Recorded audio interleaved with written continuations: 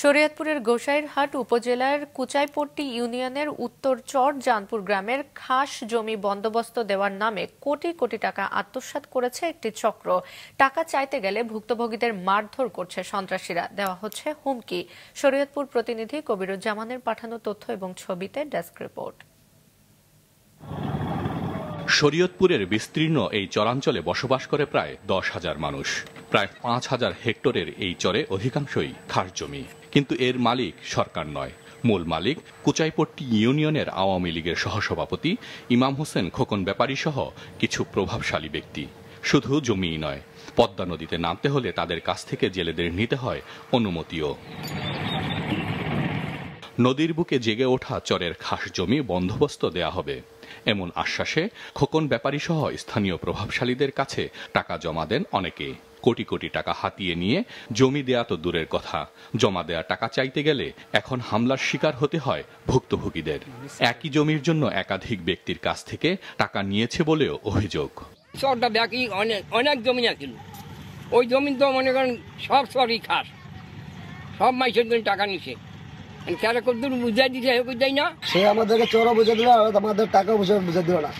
তার কাছে আমরা টাকা দাবি করতে যাওয়ার পরে সে নিয়ে আমাকে মারধর করে।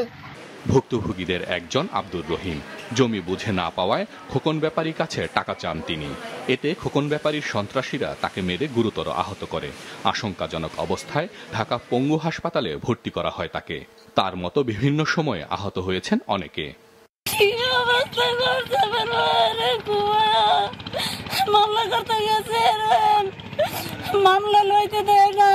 এই খোকন ব্যাপারীর অত্যাচারে সাধারণ মানুষ ওই চরে বসবাস করতে পারতেছে না। এখন এইটা আইনের কাছে গেলে আইন হ্যাঁ টেকাটা কিনে। এ ব্যাপারে কথা বলতে অভিযুক্ত খোকন ব্যাপারীর বাড়িতে গিয়ে তাকে পাওয়া যায়নি। তবে তার ছেলে ও পুত্রবধূ বলেন সব অভিযোগ মিথ্যা। এটা একবারই মিথ্যা, এটা একেবারেই বনট। আমরা বাপ যদি চাঁদাবাজি করে খাইতো তাহলে তো বাড়িতে বড় বড় বিল্ডিং ইটি থাকতো, এখন তো ওইসব নাই। এটা সম্পূর্ণ ভুল কথা। ওনারা যারা আমার শ্বশুরের উপর আক্রমণ করছে তারাই আমার শ্বশুরকে মারার জন্য আরো প্ল্যান করতেছে ওরা। উত্তর চর জানপুর পদ্মা নদী বেষ্টিত হওয়ায় আইন শৃঙ্খলা বাহিনী এবং প্রশাসনের তেমন তৎপরতা নেই সেখানে।